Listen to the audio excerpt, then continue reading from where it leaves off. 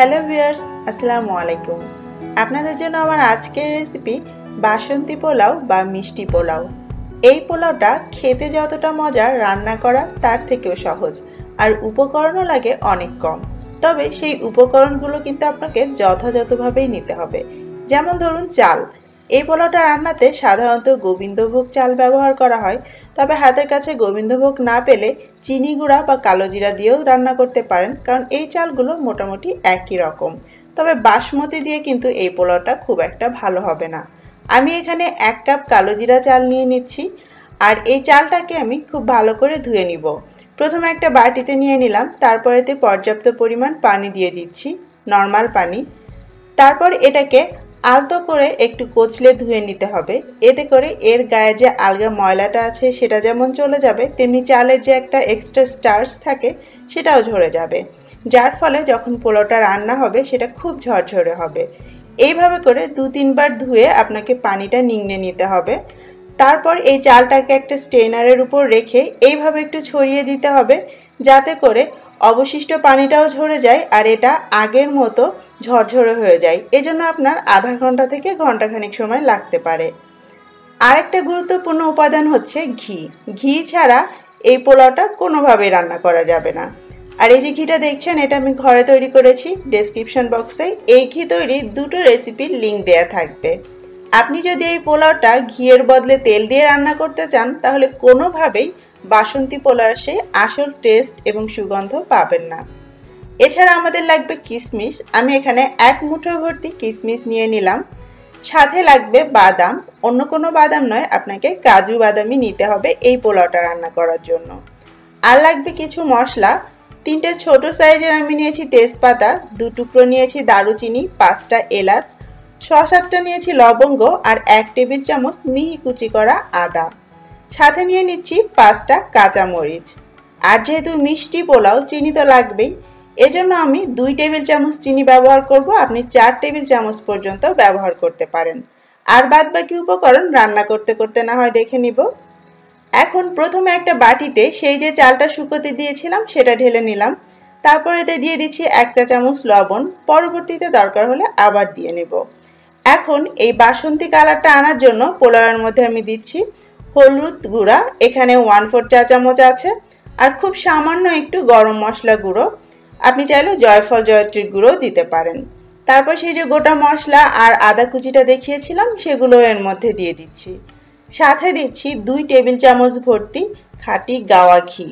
ঘি ছাড়া এই পোলাওটা কোনোভাবে রান্না করবেন না, তাহলে সেই বাসন্তী পোলাওর টেস্টটা কিন্তু কোনোভাবেই পাবেন না। এইবার সব কিছুর সঙ্গে ঘি দিয়ে ভালো করে মেখে নিচ্ছি।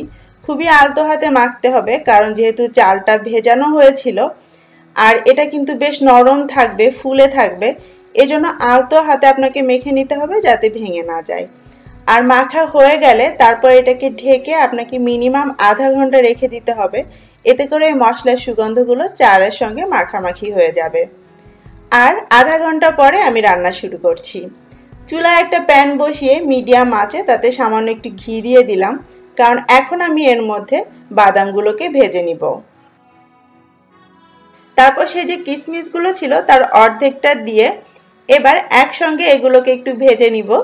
এটাকে হালকা ব্রাউন করে ভাজতে হবে। এগুলোর গায়ে হালকা একটু ব্রাউন স্পট পড়লেই হবে, তবে অতিরিক্ত পুড়িয়ে ফেলা যাবে না। তারপর সেই মেখে রাখা চালগুলো এর মধ্যে দিয়ে দিতে হবে। আর চুলার আঁচটা কিন্তু এই পর্যায়ে মিডিয়ামেই থাকতে হবে। চালগুলো দেয়া হয়ে গেলে তারপর এটাকে আলতো করে এভাবে নেড়ে চেড়ে ভুনে নিতে হবে। নর্মালি আমরা পোলাওর জন্য চাল যেভাবে ভুনি সেভাবেই। দেখবেন যে এক সময় এটা নিচ থেকে একটা পটপট আওয়াজ হচ্ছে, আর এগুলো খুব ট্রান্সপারেন্ট হয়ে গিয়েছে। তাছাড়া খুব সুন্দর একটা ফ্লেভারও আপনার নাকে আসবে। যখন চালগুলো ভুনা হয়ে যাবে তখন এর মধ্যে পানি দিয়ে দিতে হবে। ঠিক যতটা আপনি চাল নিয়েছেন তার ডাবল পানি। আমি 1 কাপ চাল নিয়েছিলাম, আমি এখানে তাই 2 কাপ ফুটন্ত গরম পানি দিয়ে দিলাম। অবশ্যই আপনাকে ফুটন্ত গরম পানি ব্যবহার করতে হবে, তাহলে চালগুলো আর নরম বা ভেতরে শক্ত থেকে যাবার অবকাশ রইবে না। একটু আলতো করে নেড়ে মিশিয়ে দিলাম আর অপেক্ষা করছি এই পানিটা একদম পুরোপুরি ফুটে ওঠা পর্যন্ত।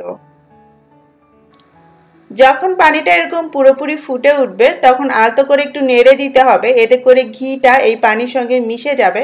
না হলে দেখা যায় রান্নার পরে ঘিটা উপরে উঠে থাকে। আর ঠিক এই পর্যায়ে পানিটা একবার চেখে দেখতে হবে, যদি পানিটা লবণ চড়া থাকে তাহলে এটা রান্নার পর লবণ ঠিক থাকবে। আমার লবণের একটু দরকার ছিল তাই দিয়ে দিলাম। তারপর আবারও আলতো করে এটাকে একটু নেড়ে মিশিয়ে দিব।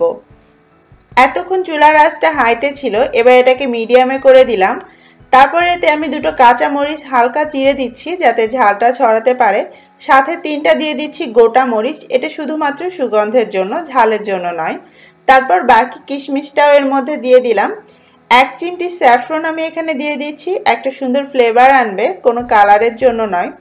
সাথে দিয়ে দিচ্ছি চিনি, যেহেতু মিষ্টি পোলাও আমি 2 টেবিল চামচ চিনি একটু একটু করে এভাবে ছড়িয়ে দিয়ে দিচ্ছি। আপনি 4 টেবিল চামচ পর্যন্ত দিতে পারেন, তবে মনে রাখবেন এটা মিষ্টি পোলাও কিন্তু জর্দার পোলাও নয়, তাই মিষ্টিটা খুব বেশি না, হালকা মিষ্টি মিষ্টি ভাব আসে এইভাবে দিবেন। তবে 2 টেবিল চামচের থেকে কম দিবেন না। সবকিছু নেড়ে মিশিয়ে দিচ্ছি আর চুলার আঁচটা এবার একদম লো করে দিয়ে এটাকে ঢেকে দিচ্ছি ঠিক 5 মিনিটের জন্য। আর ঢাকনায় কোনো ছিদ্র থাকলে সেটাও বন্ধ করে দিতে হবে। 5 মিনিট পরে ঢাকনাটা সরিয়ে এবার পোলাওগুলোকে আলতো করে একটু উল্টে পাল্টে দিতে হবে, কারণ অনেক সময় দেখা যায় উপরের পোলাওগুলো হালকা শক্ত থেকে যায় আর নিচেরগুলো একটু নরম হয়ে যায়। তো এভাবে উল্টে পাল্টে দিলে সেগুলো আর হবে না, সব মিলে মিশে যাবে। তারপর ওপর থেকে এটাকে একটু সমান করে বিছিয়ে দিয়ে আবারও এর মধ্যে আমি সামান্য একটু ঘি দিয়ে দিচ্ছি ফ্লেভারের জন্য, কারণ আগের ঘিয়ের ফ্লেভারটা কিন্তু আর অত বেশি থাকবে না। আবারও এটাকে ঢেকে দিয়ে তারপর ঠিক 15 মিনিট দমে রেখে দিচ্ছি। এই সময়ের মধ্যে আপনি চাইলে একবার এটাকে উল্টে দিতে পারেন। 15 মিনিট পরে আমার পোলাও রান্না একদম শেষ। দেখতেই পাচ্ছেন পোলাওটা কিন্তু রান্না হয়ে গিয়েছে।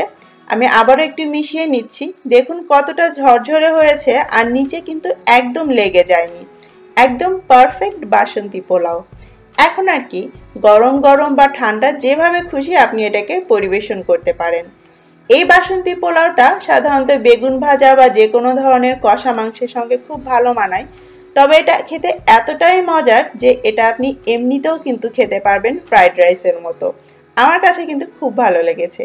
আশা করছি আপনারা অবশ্যই একবার এটা ট্রাই করবেন, ইনশাল্লাহ আপনাদেরও অনেক ভালো লাগবে। আমার আজকের রেসিপি কেমন লেগেছে কমেন্ট করে জানাতে ভুলবেন না। সবাই অনেক ভালো থাকবেন, আমার জন্য দোয়া করবেন।